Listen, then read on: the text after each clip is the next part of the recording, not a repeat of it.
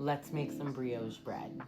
Did you know the phrase, let them eat cake, often attributed to Marie Antoinette, actually refers to brioche? That particular story suggests that if peasants couldn't afford bread, they should eat brioche instead. And historians now agree the quote was almost certainly propaganda written years before she ever even became queen. But that sentiment cemented brioche's reputation as bread of luxury. And you already know something about it feels a little different. It's bread technically, but it behaves more like a pastry. It's soft, rich, buttery, and just barely sweet. It's the kind of bread that makes toast feel kind of like dessert. So brioche comes from Normandy. That's a region very famous for dairy, and brioche is what happens when a baker looks at their bread dough and decides to treat it with the same generosity reserved for their cakes. Early versions of brioche appear in French records around 15th century when bakers began enriching bread dough with eggs and large amounts of butter. This was at a time when most people were eating coarse, dark loaves made from rye or barley, and brioche was just extravagant to them. It required ingredients that were super expensive and sometimes very hard to obtain. And by the 1600s and 1700s, brioche had become associated with wealth and celebration. It showed up in royal kitchens, special feasts, and holiday tables all across France and Europe.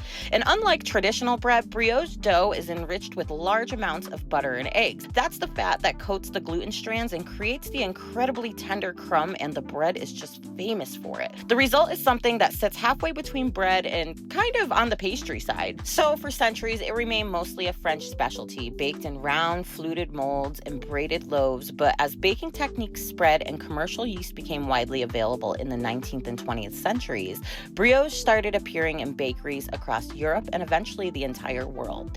Now today, brioche is everywhere. Burger buns, French toast, sandwiches, bakery loaves. Chefs love it because it's sturdy enough to hold filling, but it's soft enough to feel indulgent and just kind of remind you of those sandwich loaves that you had as a kid, those nice fluffy slices of bread. I know that's why I really like it. And in a way, brioche represents one of the oldest truths in cooking. When you take something humble like bread and add butter and eggs and a little bit of patience, people remember it and people love it. And 500 years later, we're still doing exactly that. I do want to note one fascinating twist in the brioche story is that Marie Antoinette probably never even said that famous line about it. The quote everyone knows, let them eat brioche, often translated as let them eat cake, actually appeared years before Marie Antoinette even arrived in France.